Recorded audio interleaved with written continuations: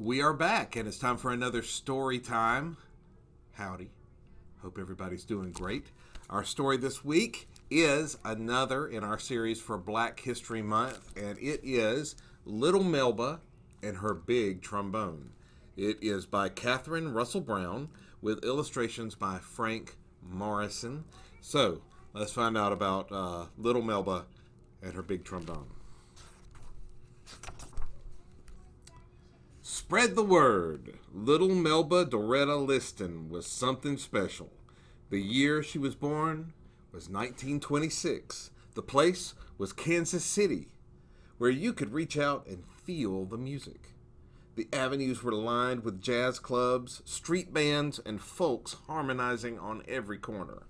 All the hot music makers made sure they had a gig in KC.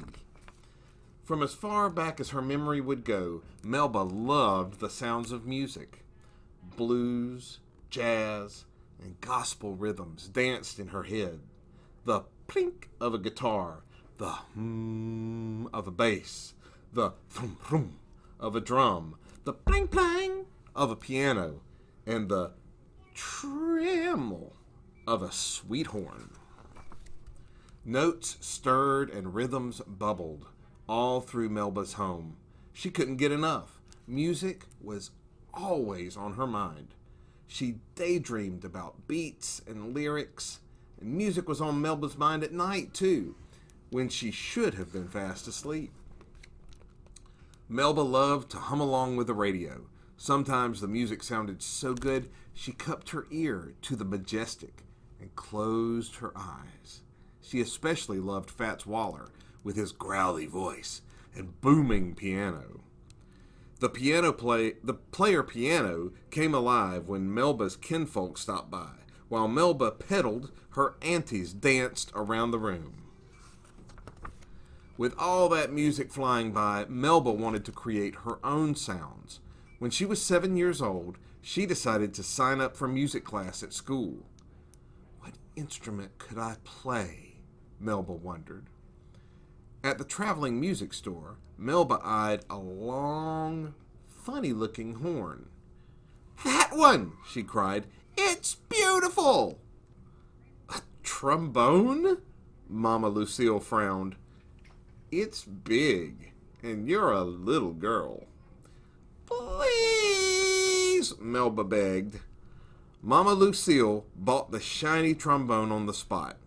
She couldn't say no to her only child. Melba beamed from ear to ear and squeezed her new friend. That night on the porch, Melba listened to Grandpa John play his guitar. This time, she had her own music maker. Grandpa John showed Melba how to cradle the horn. She tried to push out the slide, but her arm was too short.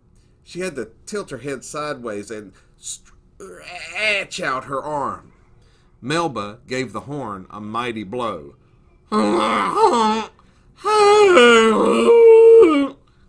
It sounded bad, like a howling dog. "I'm no good, Grandpa," Melba said, tearing up.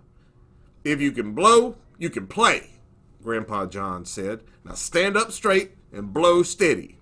Melba stayed up real late and practiced until she could play a simple tune all by herself. Even with her keen ear, teaching herself to play the trombone was no piece of cake.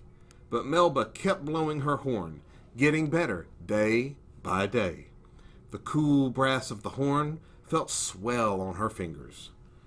Before long, Melba and her horn were making magic. She was only 8 when the local radio station invited her to play a solo.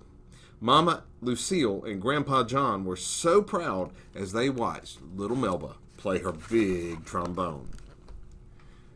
Hard times hit rock bottom in 1937. That's when Melba and her mother moved to Los Angeles.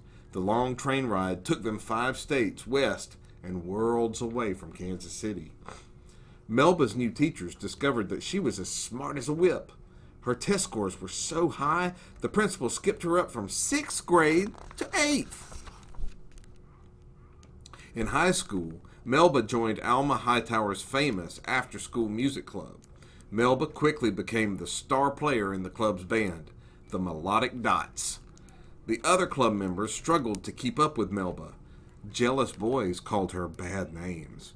She tried not to care, but way down deep, the names hurt. Melba used her horn to turn all those hurt feelings into soulful music.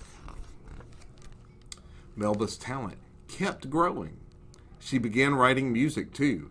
Then, in 1943, when she was 17, Melba was invited to tour the country with a new band led by trumpet player Gerald Wilson. "Go meet the world," Mama Lucille said, and hugged Melba goodbye. "You have my blessing." Melba could feel it in her bones. The jazz scene was calling her name. Traveling with the band was a thrill.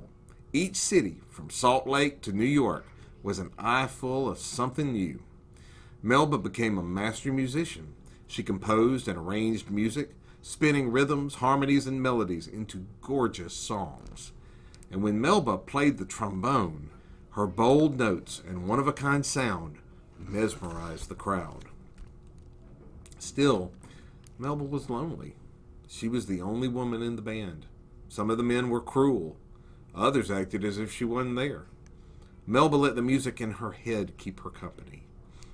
Rough times came when Melba traveled down south with singer Billie Holiday and her band. Some white folks didn't show good manners towards folks with brown skin. Hotel rooms were hard to come by. And the band members often had to sleep on the bus. Restaurants didn't always want their business. In the clubs, audiences sometimes just sat and stared at the band, or didn't show up at all. Discouraged, Melba almost walked away from her trombone for good. But Melba's fans wouldn't let her quit. By the 1950s, all the cool jazz musicians wanted some Melba magic. Dizzy Gillespie, Duke Ellington, Quincy Jones, and more. They wanted to be on the bandstand with Melba and her divine horn. They wanted to play Melba's music. Melba and her music trotted around the globe, dazzling audiences and making headlines in Europe, the Middle East, and Asia.